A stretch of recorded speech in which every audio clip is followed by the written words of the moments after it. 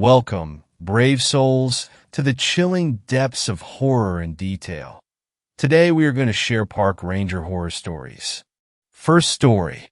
I'm a park ranger in the Great Smokies, but I think this thing came from hell. I've lived in East Tennessee for most of my life. Growing up, I'd hear old wives' tales and urban legends about strange creatures that roamed the forest. For the longest time, I thought what every other kid thought, that they were stories told to scare kids away from dangerous places so they wouldn't fall into a ravine or get lost in the massive wilderness. I never thought any of it was more than made-up stories. That's not to say I didn't spend my share of time with covers pulled tightly over my head when the wind blew branches against my window that happened to face the woods. As I grew older, I found myself gravitating toward the stories of strange creatures in the woods. That curiosity is what started me to investigate such things in my spare time. People around here seem to be obsessed with Bigfoot, as if he's some local celebrity. They tend to ignore or downplay other cryptids. I don't know why. With the hundreds of thousands of acres of unexplored and barely explored forest, it seems there's lots of space for anything that feels like making its home there could be left in relative peace. Me, I'm more of a fan of dogmen, unofficially of course. You see, once I graduated high school, my only goal was to become a park ranger. Where else could you go to work and be surrounded by such glorious nature, even at its most dangerous? There are literally dozens of stories I could tell, but the one that sticks with me is the hikers from a couple of years ago. I remember it was early October. I always make the hike up to Klingerman's Dome several times during autumn, gazing out over the canvas of trees, spouting a myriad of colors. Looking every bit like nature's fireworks, show reinforced that I made the right career choice. I was on patrol when a call came in to go to the cabins near Fontana Lake. I got the address and headed south, crossing into North Carolina. When I got there, I was met by a woman who said her husband, son, and brother-in-law had gone to the lake fishing and hadn't come back. I got the information I needed about their general description, names, and description of the truck and boat, then headed out to search for them. She said they were heading up to Wolf Creek. I called it in and told the station I would be driving down to Flat Branch to see if they went in the river there. It was a decent drive to get there, but then it was a decent drive to get pretty much anywhere out in the backwoods of the Smoky Mountains. When I got there, I found 3 trucks parked off to the side. 2 of them had empty boat trailers. I checked the description the wife had given me, and it matched one of the trucks. I had a beginning point for my search. I walked up to the water and looked both ways, hoping to luck out and find them coming in from a hard day's fishing. No such luck. There was a house nearby, so I walked over and asked if they had seen my quarry. The man said he had been out fishing himself yesterday and recalled seeing a boat like the one I described with 2 men and a boy in it. I asked him which direction they were going, and he said west. I asked if he had a boat and could take me up to Wolf Creek. The man's demeanor changed from friendly to deadly quiet. He agreed to take me across the river, but not all the way to Wolf Creek. I accepted what I could get. After a quick jog back to my truck to get my backpack, he ferried me across and quickly left. It was a mile or so to the rural campsite I suspected they had camped at. I started walking along the edge of the river, keeping an eye out for them. It wasn't long until I spotted a boat sitting on the shore. I approached the boat, and it seemed to be the right one. Everything about this missing persons report seemed like just someone who stayed out later than planned. It was a little too easy. I would be very happy to find them sitting by a campfire about to pack up and go home. It didn't take long to hike to the campsite, but when I got there, things stopped being easy. There were only 2 tents set up, but they both looked like someone or something had torn into them. I checked inside each one and found sleeping bags and general camp equipment strewn about. I did my best not to disturb anything. When I came to the second tent, I found something more disturbing. This tent was also in disarray, but as I looked, I saw distinct drops of red. There was a notebook sitting near one of the sleeping bags. I picked it up and paged through it. October 3rd. We headed out for our annual fishing trip this morning. Mom wasn't too happy, but we told her we'd be back tomorrow. The drive to the boat launch was kind of long, but we filled the time talking about all the fish we were going to catch and generally telling stories about the area. Dad tried to scare me with a story about a cryptid that lives in the area, but I knew he was just yanking my chain. We got to the boat launch and headed out into the water without too much of a hitch. Uncle Roger nearly fell in trying to get the boat undone. He didn't find it nearly as funny as Dad and I did. Once we were out on the lake and had our lines in the water, he seemed to settle in and enjoy himself. After a few beers, he was laughing about it with us. We caught a couple of fish, but they were too small, and we had to throw them back. Dad said he'd heard about a good spot up by Wolf Creek. We had better luck when we got there. Uncle Roger caught 3 largemouth bass, and I caught 2. Dad had a big one on his line, but it got loose before we could net it. It was starting to get dark, so Dad said we should go to one of the rural campsites. We pulled the boat up to shore and tied it to a large tree, then took our gear and hiked to the campsite. There wasn't anyone else there, which Dad said was odd because the site is normally full. We unpacked and set up our tents, and Dad got a fire going while Uncle Roger cleaned the fish. We ate and laughed and talked until it was dark, and we turned in for the evening. Dad said there was a better fishing spot further west, and he wanted to go there early in the morning before we headed back to the cabin. It's the middle of the night, and Dad is playing a joke on me. I woke up for some reason, and he wasn't in the tent. I could hear rustling outside along with something pawing the ground and snorting. I knew it was Dad trying to scare me. He and Uncle Roger had been telling cryptid stories while we ate supper. I told them they weren't going to scare me like they did last year. They just looked at each other and smiled. I knew they would have something up their sleeves. I didn't bother to turn the light on or go out and check. I knew they would just run away and hide, pretending to be a creature I had scared off.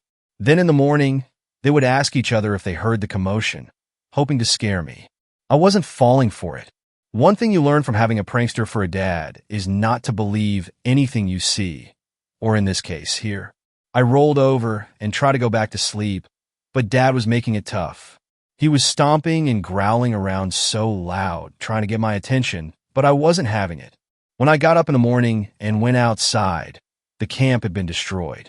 Uncle Roger asked if I had heard anything last night, and I played along saying I'd heard some creature outside our tent, but I was too scared to go out and check. He made a good show of searching for Dad and seeming genuinely concerned. I was just waiting for Dad to get tired of the game and come back to the campsite. As the morning wore on, Uncle Roger started talking about going to look for him. I wanted to tell him I hadn't fallen for their little prank, but didn't want to spoil their fun. When noon rolled around and Dad wasn't back, I started to get worried. Maybe he had fallen and hit his head on a rock or something. Uncle Roger was beside himself. He told me he would have already gone looking for Dad, but didn't want to leave me alone at the camp. We decided to go look for him.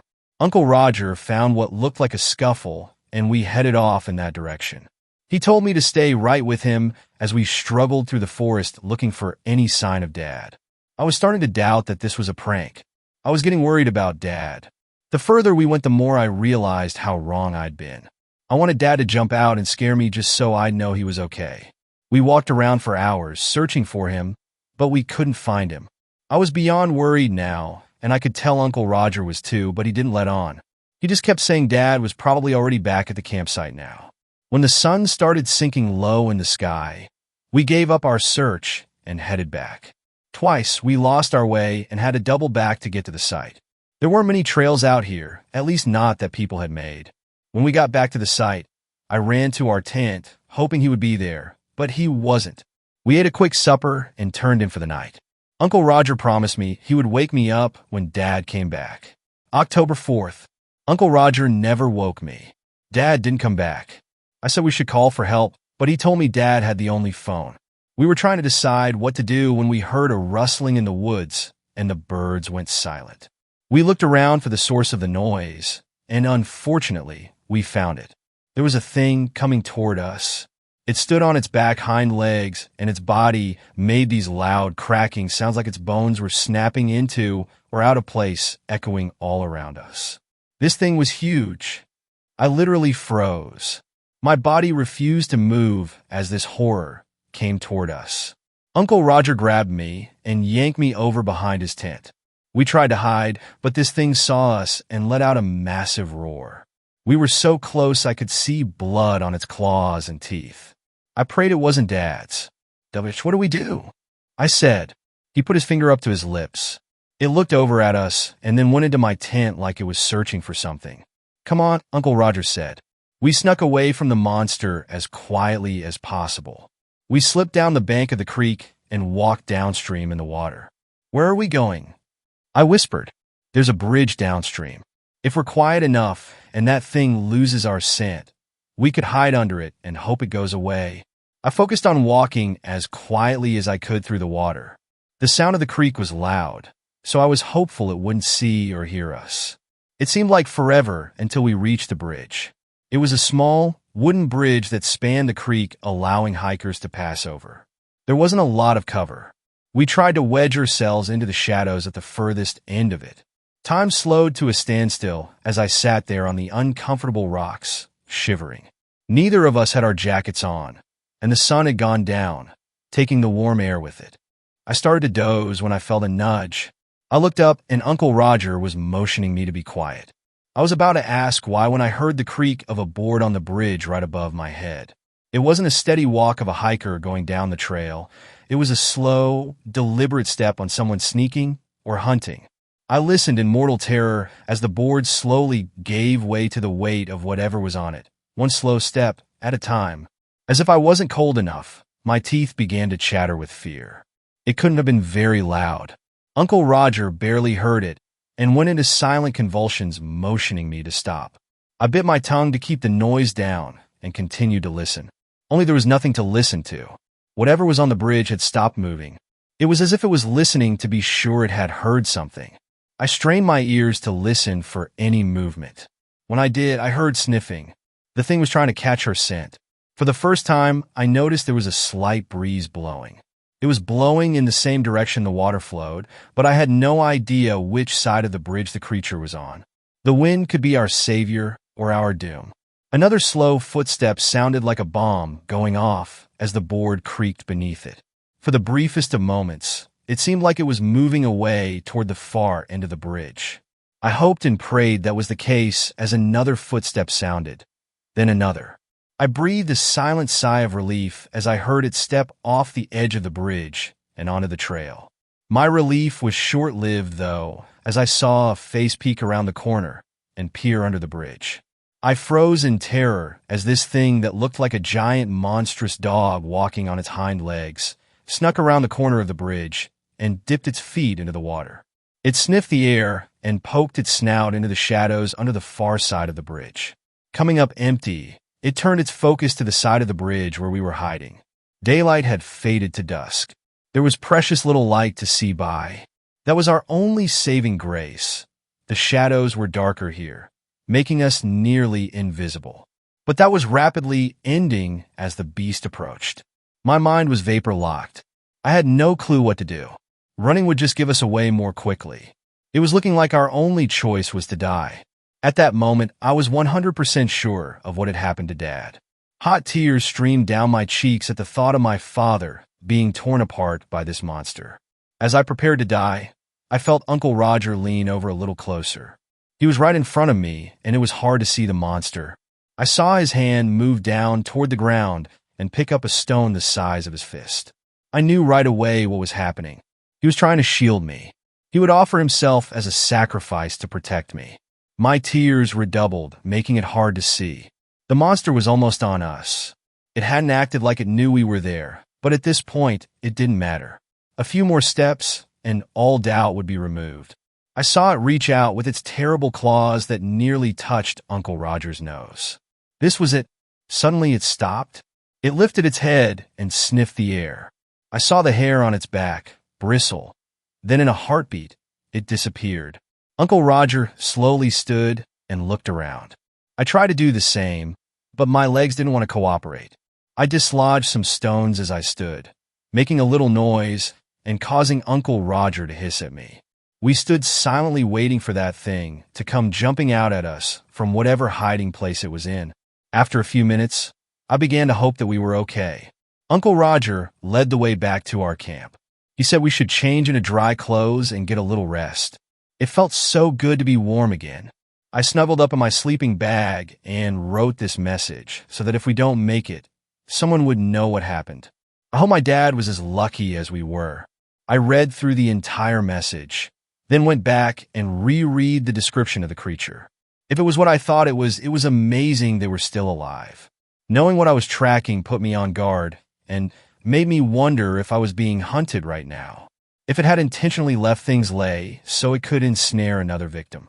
I didn't have much hope of finding them, but I would look anyway. I started with the tracks in the camp, specifically the ones around the tents. It seemed like the boy and his uncle had gone towards the creek. The creature's tracks went that way too. It followed them to the creek where its tracks seemed to wander around, as if it had lost its prey. I saw where they went into the water to throw off its scent. Smart move. I followed the meandering tracks until they came to a small bridge that forded the creek.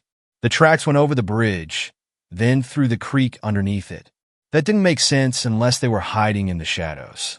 The creature's tracks made a sudden turn and went toward the trail, then up a hill, almost like something spooked it. If it was what I thought, I couldn't imagine anything spooking it. I followed the creature tracks up over the hill, then they doubled back and followed the creek from the top of the ridge. I noticed there was a good view of the creek. It didn't make sense to be going this way until I found myself back in the camp. It had put them right back in its sights. I was confused for a while. I couldn't find a second set of tracks where they left the second time. If the creature had slaughtered them at the campsite, there would be a lot more blood, but there wasn't. In fact, I couldn't find any proof they'd come back. Then it hit me. I went back and looked at the tracks again. There were a few here and there that were doubled. The boy and his uncle must have come back here after the bridge, then left again the same way as before. The disturbing thing was I still hadn't seen any tracks of the father. I circled around the camp slowly, looking for anything I might have missed. Eventually, I found a set of adult tracks leaving a tent and going to the edge of the trees. They stopped facing a tree. There was a dark spot on the bark a couple of feet up. This had the earmarks of a late-night bathroom break. But the confusing thing was the tracks never returned. Like he had stopped there to relieve himself, and then just disappeared. I searched all around the tree when I made a startling discovery. There were flecks of blood farther up on the bark. I circled out further from the tree and found my terrible discovery. Tracks of the creature with drops of blood beside it. My marrow turned to ice at the implication. I followed my new trail, hoping I wouldn't find what my mind was telling me I would. I tried to report to the station on my radio, but strangely all I got in response was static. I knew there were areas out here that didn't get good reception, but I didn't think this was one of them, right near a posted campsite just off a trail. I decided I would try again later. I adjusted my backpack and started off after my prey. As a precaution, I pulled out my sidearm and made sure it was loaded. It seemed like a silly thing to do, but when dealing with a dangerous alpha predator, it's best to make sure you're ready to shoot. My hand shook a little when I put my gun back in its holster. I knew this was dangerous. I knew it would be just as easy to go back to the station and let search and rescue take care of it. But I also knew that there was a man who was in the clutches of a deadly creature, and he was losing blood. I didn't have time to waste. I followed the tracks as best I could through the brush and fallen trees. I would lose the trail, sometimes only to pick it up again when I found a few more drops of blood. The tracks ran along the base of the hill heading west until it came to a stop. It was right in front of a mountain. I looked all around, but the trail had disappeared. Finally, in desperation, I looked up and noticed a cave partway up the mountain. I thought about going up there, but was unsure. That could be the home of this creature, or it could be the home of a dozen other animals, none of which would appreciate me storming into their living room unannounced. After another thorough look around the area, I decided it was likely where my prey had gone. Clouds had been rolling in all day, and now decided they were done playing nice. The rain began slowly enough, but was soon coming down in sheets. The cave was looking better as I covered my eyes and tried to see where I was going. It was raining so hard I couldn't see the cave anymore. I just kept pressing forward in what I hoped was a straight line, over fallen trees, through brush and rapidly rising streams. I finally looked up and saw I was at the base of the mountain. My direction was off by a little bit, and I had ended up a few dozen yards to the right of it, but it was no matter. I started climbing the mountain, being extra careful of my footing, especially in this torrential downpour. After a few slips, including one that had me nearly tumbling off the mountain, I made it to the mouth of the cave. I slipped inside and enjoyed a moment without water dumping on me. I looked down, and the water dripping off of me made a little puddle like I had brought my own rain cloud into the cave with me. I shook off as much water as I could as quietly as possible. The rain pouring down outside made loud splashes inside the cave. It would have been difficult to hear anything else, but I still wanted to be sure. I unbuckled and sat the backpack down just inside the mouth of the cave. The rain had made it gain extra weight, and I didn't know if I would have to move fast. I opened my pack and got out my bottle of water and drank. It had been a while since I had drank anything, and I chugged half of it down. I closed it and saved the other half for if I got out of here alive. With that happy thought rattling around in my brain, I stowed the water bottle back in my pack and pulled out a small flashlight. I turned it on while pointing it at the floor. The bright beam illuminated the cave. It was large as caves go.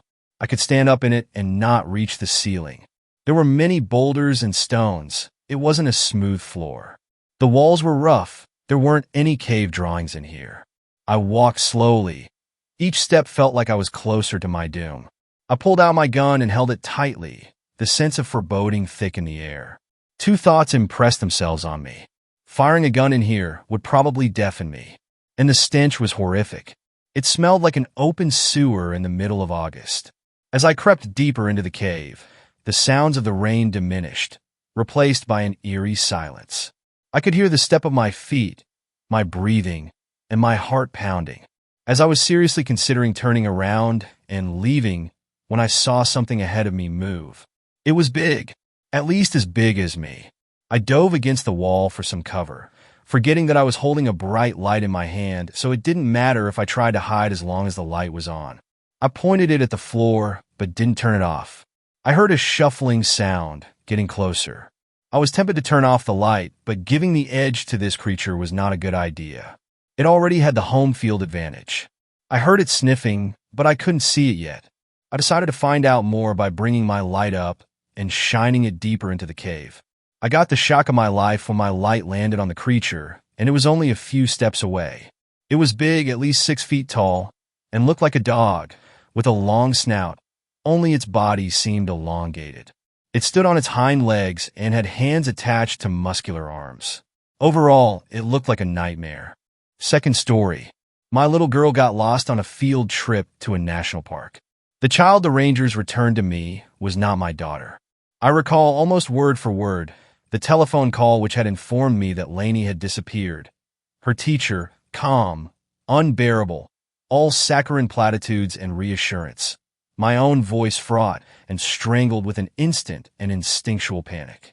At that time, I had only just emerged, inwardly bruised and outwardly haggard, from a 2-year custody battle with my ex-husband, who had dogged me through the courts not out of any particular interest in Lainey, whom he had always handled with a stranger's cold unfeeling, but to harangue me to the point I felt half mad, my penance for refusing to yield to the man's more violent torments. Our daughter was the only beautiful thing that I had gleaned from our decade together, and I cleaved to her, my prize, my love, with such ferocity that each time I dropped her off at school in the morning, I would sit in the parking lot and shake with a passionate dread of anything happening to her in the hours she was not in my care. All parents know the power of imagined horrors.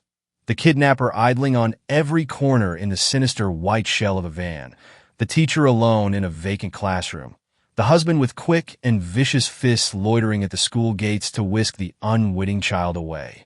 All these things and more cavorted my mind in a grim and raucous glee as I answered the call from Lainey's teacher, knowing with the psychic sureness of any mother that something was wrong. "It's all right, Miss Cameron," said Miss Paxton, whom I'd always found to be an insipid and distinctly useless character. I'm sure Lainey just wandered off and got a little confused trying to find her way back to the group. The park rangers are all out looking for her. I'm sure she'll be found in no time at all. It was all I could do not to scream a dozen accusatory questions down the line. How could you lose her? Isn't it your job to take care of the class? Don't you know that there are savage animals and deep water and steep drops out there in the wilderness? Haven't you thought about that the way I have, agonized like I have, suffered and yearned to save the innocent from all the colors of horror in the world? She's only 10 years old, for God's sake. I snapped through gritted teeth. She must be terrified. Yet even as I said it, I knew the most dangerous thing was that Lainey wouldn't be frightened at all.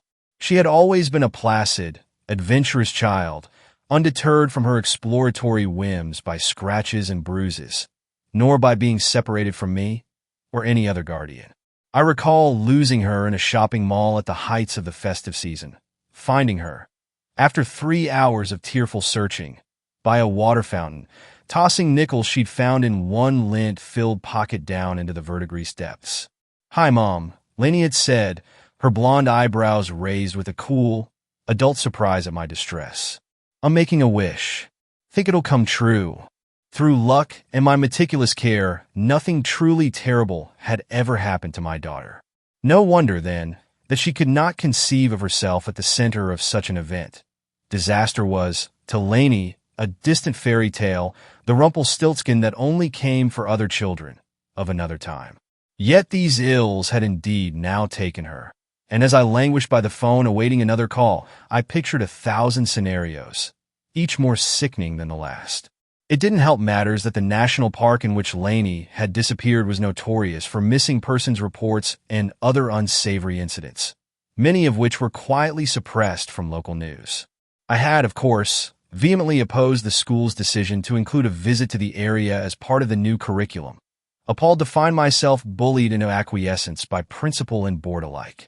Thus, upon finding my neurosis vindicated, I could only logically assume that my grislier fantasies would be confirmed in a like fashion.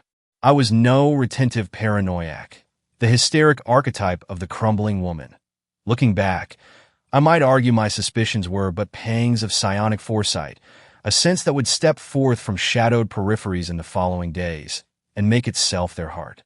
Smoking cigarette after cigarette in fractious helplessness, I envisioned, darkly, the face of Lainey's father upon receiving the news of her death, like the mask of some malevolent pagan god. He'd sup greedily from the liquor of my grief, the denouement of his daughter's existence, nothing to him, but a tool to eviscerate a reaction from me. Then, suddenly the phone rang again, causing me to jump so violently that I spilled ash down the front of my dress. "Good news, Miss Cameron. Lainey turned up, and she's just fine." I pressed a hand to my mouth, unsure whether I was going to vomit or burst into tears. "What happened?" I asked. "Where did you find her?" There was an odd little laugh on the other end of the line. "Well, it's sort of strange," said Miss Paxton. "One of the rangers found her at the bottom of a 7-foot hole in a meadow. It looked to be a burrow of some kind. Lord knows what made it. Lainey must have just fallen in by accident. We've looked her over, and luckily she doesn't have even a scratch on her. If you'd like to pick her up, she's fine to go home. As I said, she's not injured, just a little shaken up is all." I got into my car and drove the hour-long journey to the park, so soaked in the adrenaline of relief that I was like a dreamer, watching my white hands curl in spidering husks upon the wheel. When I pulled up to the park ranger station, an officer was loitering out front beside Miss Paxton, who was holding the hand of a small blonde child with a firmness that suggested it might run away from her the moment she let go. The little figure stood with its back to me, short-haired and androgynous as an elf, staring off into the forest, as though watching something move in the trees. The other kids milled about nearby, their eyes flat and aloof. I noticed they gave the light-haired child a wide berth, which, had it been Lainey, would have been strikingly unusual, being that she made friends easily, and was close to a group of 5 other girls in her class. Not one of them looked at or spoke to her, loitering at the vertices of the clearing, whispering amongst themselves. As I got out of the car, I saw the blonde child twist at Miss Paxton's arm, attempting to dislodge itself and wander off into the woods. Although the hair was right, and it was wearing a similar outfit to that which I'd set out for Lainey that morning. Nothing in its body language was reminiscent of my daughter, whose loose-shouldered, tomboyish posture I would have recognized at once. Was there some mistake? Had this idiot of a teacher somehow confused Lainey with some other, unknown child? Miss Paxton turned towards me with a welcoming smile, which wavered as she caught my expression. The thin little child stranger swiveled awkwardly on her arm, still wanting to go in the other direction. "Lainey," said the teacher brightly. "Look, your mom's here." She spoke as she might to an infant, and from this I gleaned there was something amiss she hadn't deigned to tell me over the phone. Pressing a hand to the small of the child's back, she ushered it forwards, and at last its face turned towards me, no more familiar than its posture had been. I suppose the girl looked enough like Lainey that anyone might mistake them at a passing glance, but that was all. This child's eyes were spaced further apart, the mouth small and cruel, the nose thinner, and missing the aquiline shape she inherited from me. It was as though Lainey's own face had been drawn from memory, and a poor one at that.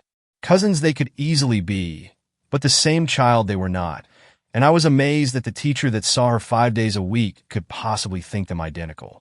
It was as I glanced up into the young woman's shifting eyes behind her glasses that I realized she didn't believe it. Not really. Now it seems to me that what she perceived was so beyond her understanding that she had simply elected to place her trust in the most logical explanation, yet not the correct one. Then, however, I merely assumed that she was lying to me for some nefarious purpose, and found myself coolly unsurprised. The world had always seemed set against me and my daughter. Why, then, would the person entrusted to care for my only child be any different? "What is this?" I asked harshly. "Where's Lainey?" Miss Paxton's face drained of color, and she stammered through a few brittle sentence starters, unable to finish even one. The girl that wasn't my daughter twitched and fussed in her grip, her pale eyes as indifferent to my presence as the sea to the swimmer it drowns. I was both repelled and fascinated by her, this tiny usurper held against her will. "Miss Cameron," said the ranger. "Talk with me in the station a second." She was a thin, short-haired woman, hard with corded muscle, and speaking in the sharp, almost Germanic accent that was common to some of the nearby towns. I wanted to refuse the ranger's offer, rally angrily against her with all the obstinance my fear and anguish could lend me. But in the end I went after her, looking back over my shoulder at the unfamiliar child, who flinched and jolted at the end of the school teacher's arm like a condemned man in a rain of artillery fire. The ranger, whose name was Diane Becker, sat me down in a rickety chair and brewed me a cup of coffee so black that I almost retched at the first swig. "Who is that kid out there?" I asked. "She isn't my daughter." "Was it you that found her?" "My colleague," said Becker flatly. "She's off shift. I'll get you her number if you want to talk to her. But anyway, I was there when Mel brought the kid back to the station. Had this with her." The teacher recognized it. The ranger picked up a purple, rainbow print backpack from a nearby desk and pushed it towards me, watching blandly as I touched the name tag and ferreted through the contents. The workbooks with their untidy handwriting, the uneaten packed lunch, the pencil case, whose utensils were all nibbled surreptitiously at their ends. "It's your daughter's?" asked Becker, with the intonation of a statement. "Yes," I said, reluctantly. "But it doesn't matter. That girl out there? I've never seen her before in my life. Lainey is still missing." Becker regarded me without expression. "So you're saying a kid turned up with your daughter's description, wearing her clothes, carrying her stuff? But it ain't your daughter?"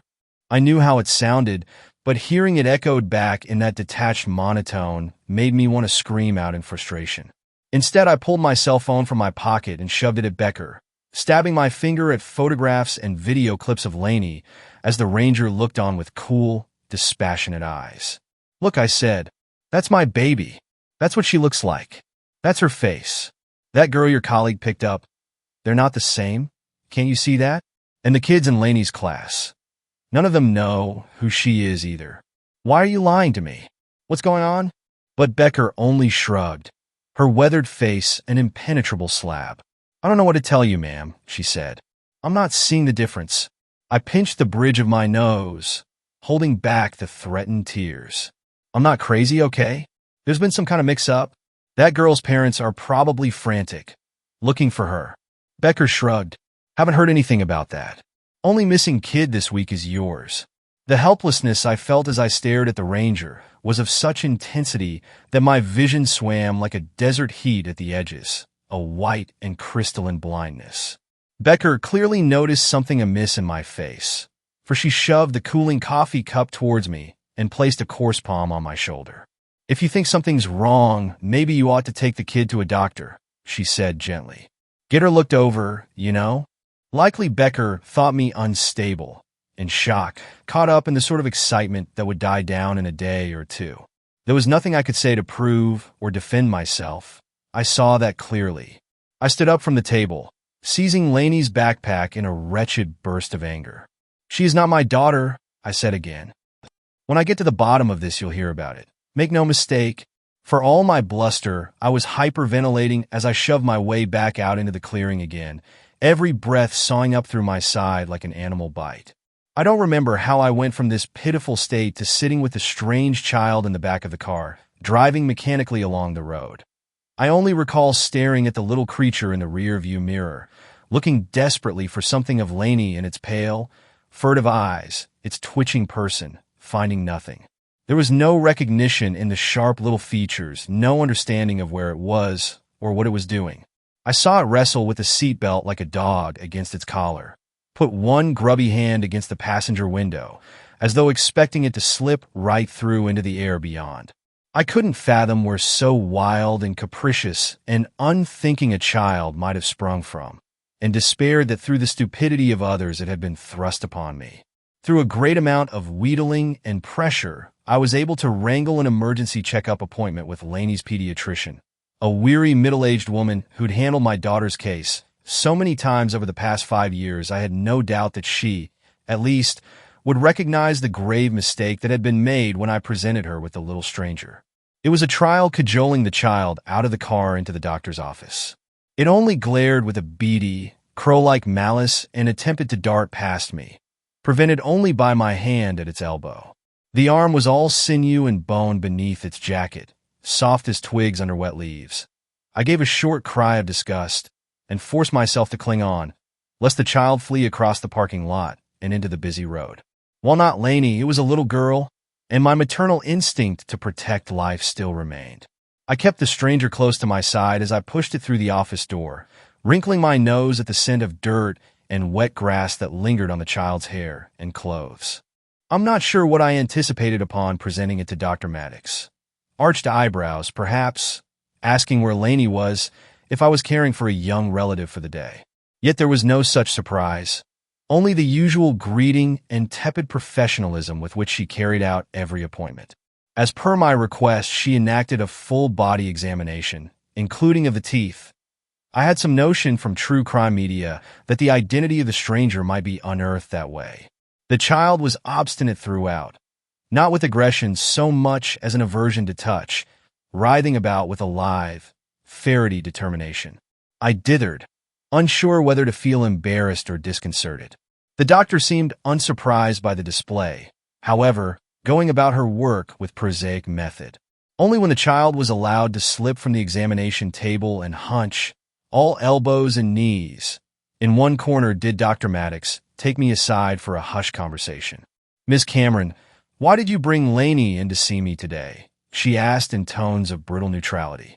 The truth would sound akin to madness, aware of this. I only said, I was wondering if you'd noticed a physical difference in Lainey since you last saw her. Dr. Maddox glanced at the child, who stared out of a nearby window, observing a small bird cleaning its wings in a tree. It's not her physical health that worries me, she said. The behavioral changes, however, the mutism, the restlessness. I have to ask, has anything new happened at home? This being a delicate, euphemistic reference to the divorce, to Lainey's father. Not at home, no, I said carefully. Earlier today, there was an incident on a school trip. Lainey wandered off, had some kind of accident. She's been like this since then. Not talking, doesn't respond to anything I or anyone else says. She's totally changed. It doesn't make sense. Dr. Maddox made a sound of gentle understanding, and in it I lost all hope of support, of being heard. Sometimes it's the little things that trigger a reaction that's built up from earlier incidents, she said. A delayed reaction. It may seem sudden, but all things considered, it makes sense. I can recommend a psychologist to look into this better than I can.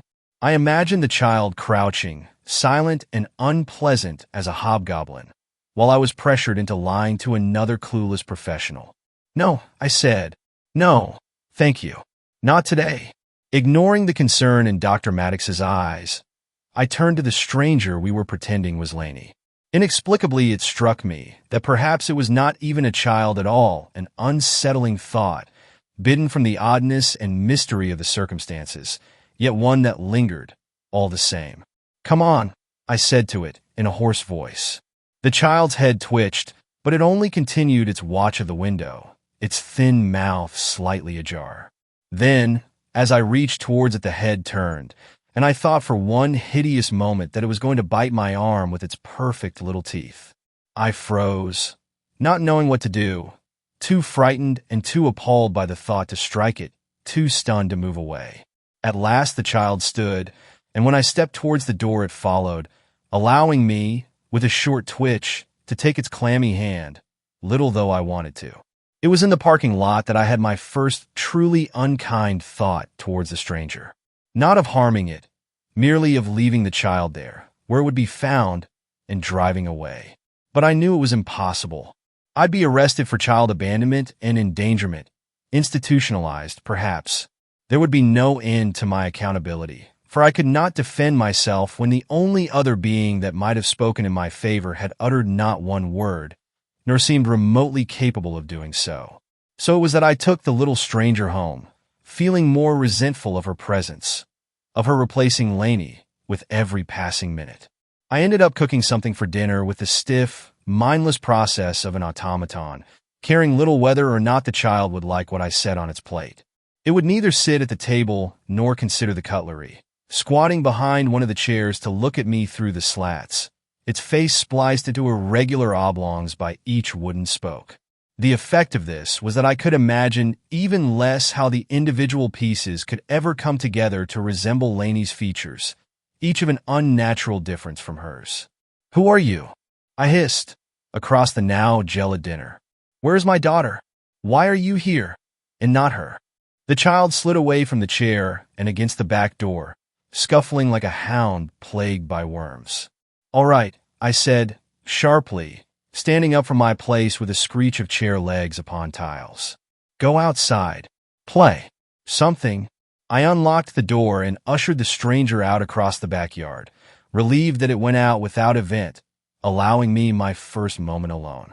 The inescapable bind of my situation overwhelmed me, and again I collapsed into my chair, leaden as a coin dropped into some fathomless well. I missed Lainey terribly, thinking forlornly what a beautiful, simple afternoon it would be if she were still here, kicking her dirty sneakers off under the table with a sighing affectation of grown-up tiredness. She would have shown me a rock or flower she'd found on her trip, which I would pretend a dutiful fascination in, and cleared her plate of food in 15 minutes before managing to thieve a double helping from my own, her boyish, playful irreverence overshadowing the very light in the room. Remembering her hammered home ever plainly that the creature I'd brought back from the park was not Lainey. And as I stood up to look at the girl from the kitchen window, I wondered, with a twisting repulsion, what sort of parents had managed to raise such offspring. A light rain had fallen. Unperturbed, the child knelt at the edge of a flower bed, digging with both hands in the wet soil. "Hey," I said, sharply. "What are you doing?" As I stepped outside, one arm raised to shield my hair from the rain, I saw that a number of worms and other insects were churning about in the dirt, as though the child's very digging had drawn them up, like a seagull's dance. Disconcerted, I leant down to pull the girl away, then stopped, a guttural cry jarring my chest. The child was shoveling handfuls of the infested soil into its mouth, stones, weeds, and clods of earth alike vanishing into the greedy pit of its throat. Brown and bloody spittle hung from the thin lips in swinging strands, and I was horribly amazed that the little white teeth did not break as they ground down on grit and decorative pebbles. "No!" I snarled, and with a feat of strength I didn't know I possessed, I hoisted the squirming beast under one armpit, and carried it back into the house, up to the bathroom. The chaos of undressing the stranger and thrusting its pale body under the shower head was like a scene from some Victorian asylum, although conducted in an uncanny, scuffling silence that perturbed me more than if the child had screamed. I let go of it and leant, panting with exertion, against the bathroom wall, wondering grimly why I had bothered, why I was still engaging with any of this. The child looked balefully at me from under a sodden cap of yellow hair, its cut mouth still. My eyes rooted to its pale ears, nudging from behind dripping fronds. Their tips were sharp, like white flint, unfamiliar. Another wrongness, another indicator that the girl wasn't mine. Still, I deposited it in Lainey's bedroom for the night, there being no other space in the small house in which to have it sleep. It turned my stomach to think of the feral, silent child touching my daughter's things, leaving its damp scent on her stuffed animals, her pillows, the sheets. Twitching and unsettled by every perceived sound from Lainey's room, I imagined the child gnawing at the walls and crawling through them like a rat, or sickness in a dying tree. I tossed and turned until my pillow was flat and my hair tousled upright. In the end, I withdrew the cigarette carton I kept hidden at the back of my sock drawer and smoked to the end of the pack. When morning came, white and sore as a scar, I went to Lainey's room and opened the door slowly, poised to dart back should the child leap at me. Although it hadn't yet expressed any particular violence, outside its outbursts on contact, I well suspected an unprovoked attack would soon come. As daylight sighed through the doorway, I saw that, while the bed was empty, Lainey's quilts had been pulled down between the headboard and the wall into a sort of nest.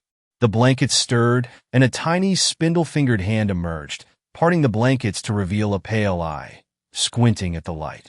There was only the barest recognition there, as of the pet of an acquaintance that has encountered you once or twice, and briefly at that. I felt suddenly a foreigner in my own home, alienated by the invader. I got the child dressed in Lainey's clothes as quickly as I was able and dropped it at the school gates, half hoping that it would take off into the street and become lost indefinitely, unshackling me from its burden. Clinging to that dream, I drove off, glancing back over my shoulder to see the ugly little stick figure with its naked eyes, standing apart from the other students, insidious and strange. For the first time, I was glad of my doldrums office job, numbing my sadness and the lingering dread of the cuckoo child I'd been saddled with through work. I would gladly have chained myself to my laptop for reprieve, so rapidly had all sense and perspective left me in my turmoil. How comforting the beetle drone of the machine was to me, then the aseptic screen and its endless figures and their utter absence of meaning. A telephone call came, striking me from this drab comfort like a sudden fall in a dream. Who was it to be? Miss Paxton? My ex-husband, poised to gloat? Mrs. Cameron? A voice asked, youthful, wavering, as I hesitantly picked up the receiver. It's MS, I said blandly. Who is this? Excuse me, my name is Melanie Hale. I'm a volunteer at the National Park. Diane passed on your contact details. I was the one that brought your daughter in yesterday. Are you free to talk? Diane thought you might want to clear up some details with me. Diane, I repeated, suddenly alert. Becker. Yes, I remember her. She was pretty dismissive of my concerns. To be honest, I heard the younger woman swallow, uncomfortably. I'm sorry about that. She just has a different way of dealing with the public. I think she appreciated your situation, but, well, it's tricky. Unimpressed by her rambling, I said, in what way? Miss Hale, Melanie? I'm certain you've given me the wrong child, and I don't have a scrap of proof. If there's anything you can tell me that would help me, I'd be grateful. There was another awkward pause before the volunteer answered. It's difficult to explain without an intimate knowledge of the park. I've been here 3 years, and still it surprises me. I found your daughter in a meadow by our biggest lake. You probably heard she'd fallen down an animal burrow of some kind. How tired I was of the same story, which I little believed. Well, said Melanie, the thing is we don't have any animals in the park capable of digging a burrow that large, and it certainly wasn't man-made. That rang some alarm bells with me, and probably with Diane too, but she would never bring this up with an outsider, unfortunately. A coldness ran across my shoulder blades like a shadow. I didn't like the halting nervousness in Melanie's voice, the sense that what I'd so long feared, without words, was forming before me. Is this about the disappearances in the park? I asked. I heard it was drugs or trafficking. That's the theory the police have been coming to us with, said Melanie, frankly. And trust me, there's zero evidence of that. But I and plenty of other people have seen things here that might be explained in less straightforward ways. I glanced around the office, relieved that none of the other workers were paying attention. Such as? I prompted. Melanie cleared her throat. A smoker's cough. This is going to sound really strange, but here it is. There are supernatural happenings here is the only way I can put it. Everyone has their own idea of what's going on. Out in Walpurgis Town, the residents are mostly old European settler families, and they brought a lot of their old myths over with them. Or contextualized what they saw with those stories, I guess. My Nana used to tell me about fae folk that lived in caves and burrows, how they were just straight up mean and hateful to people that came across them. Sometimes they'd steal their possessions, other times the people themselves, and they'd leave their own behind in their places. Changelings, I think they're called. They're usually sick in all the stories. Obviously, I used to think it was all horse shit, but working here, seeing the missing folk that turn up, strange? I don't know. There's something here, but I wouldn't call them fairies. Whatever it is feels older than that. The phone felt slippery in my hand, as though it were a bloodied bone I held in place of metal and plastic. Like I said, Melanie stated, I'm really not supposed to talk about this. There's really no proof at all, so I could get in a lot of trouble for bringing it up with you. Anyway, you probably think I'm nuts. No, I whispered, so quietly I doubt she heard my voice. I don't. Go on. Clearly relieved, the young ranger continued with a renewed confidence. I had such a bad feeling when that teacher called the ranger station yesterday. I always do when we have one of our weird cases come up. I was told your little girl had gone wandering by the lakeside, so I checked her first, then headed out across a nearby grassland area, which is also pretty well known for reports. When I saw that burrow, to be honest, I wanted to turn back. We all avoid them, usually. Leave them well alone. But on the off chance a kid really had fallen down there, I shone my flashlight down the hole, feeling sure as hell something bad was going to happen to me for poking around. Right away, I saw a little girl looking right up at me, not saying a word, just staring. Her eyes didn't look right to me, and she didn't talk or yell or anything. Just stood there like a rat when you turn the light on in the kitchen. Not used to people at all. I would have backed off and gotten out of there, but that teacher came running up behind me. Clearly figured from the way I was bent over I'd found something. I couldn't walk away then, obviously. Nothing I could do but pull the kid out of the burrow and take her over to the ranger station. She was acting wild. Didn't know anybody she saw. I pulled Diane to one side with my concerns, but she didn't want to know. We've got to hand her over, she said to me. What do you want me to do? Throw her back? Come on. Then my shift was over, and there was nothing I could do. I was up all night thinking about it. I don't know if I'm even doing the right thing calling you to tell you all this. You are, I said. You did. I hung up and sat with my face in my hands, like a scene from a melodrama, yet feeling nothing of that passion, nothing but the sureness of what I must do. At the end of the school day, I went to pick up the child. As I'd anticipated, Miss Paxton was standing with it at the gates, her mouth pressed into a line as thin and white as a chalk drawing. Hi, she said faintly. Can we talk? Lainey's been having some difficulties at school today. Of course she has, I cut in sharply. And we both know why that is, don't we? The teacher looked taken aback, a guilty avoidance in her eyes. I looked at the child, which seemed even less a fit in its own skin than ever, flinching and glaring at every passerby. I gazed hard at the odd little face, the clawing hands with dirt under the nails. Let's go, I said, and the child followed, if only in that it knew, in some base manner, that I was its caretaker here above earth. I drove out to the national park without even stopping at home first, having already been by to pick up a change of clothes and a spade, which I had packed in a canvas bag in order to be less conspicuous. The sun was a low, yellow-red stain against the sky, looking like blood and egg yolk as I tumbled the child out of the car and ushered it out onto the trail. The light imprinted itself on the edges of my vision as we walked, turning all I saw that same shade. I had a map of the park with me, which was easy enough to follow. Laney's class hadn't ventured particularly far out, only a couple of hours along one well-used path. Whether or not the child knew then where I was taking it, I don't know. It stumbled at the end of my arm with the same fussing displeasure with which it seemed to regard all things. The lake came into view, and the mountain range beyond it. To the right lay a stretch of grass, so flat it was like absinthe spilled across a desktop, intimidating in the vastness of its plains. This was where the ranger, Melanie, had found the child dressed in my daughter's clothes. This was where the burrow dwellers lived, the old mischiefs of Walpurgis legend. I should have laughed to find myself believing in such myths without question, but I had seen this creature devour dirt and stones, could feel, now with a firm conviction, the watchful, humming presence of something underfoot, far, far down. Heading out there, I hadn't expected to come across a burrow. The chance of doing so in such grand terrain was inconceivable. Yet the park seemed full of such unlikely details. For after a further 20-minute excursion, I nearly found myself tumbling down into a pit much like that which Melanie had described. I stood at the mouth of it, feeling, as I peered down, the same crushing numbness that had gripped me since the telephone call in the office. Grief without hope of an end was that draining absence. And yet it was through that very hope that I was there. "Look," I said to the child, "that's where you came from.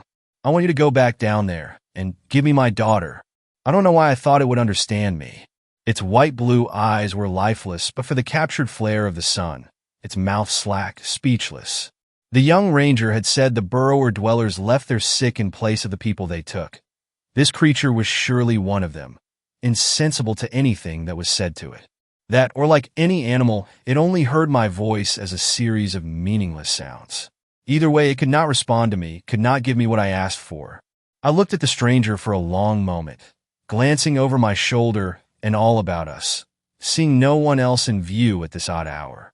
Then, with a quick motion I couldn't take back, I stepped up behind the child and shoved it down into the burrow with both hands, glad that its scrabbling attempts to clamber back up the crumbling sides only pulled grass and dirt down on top of it.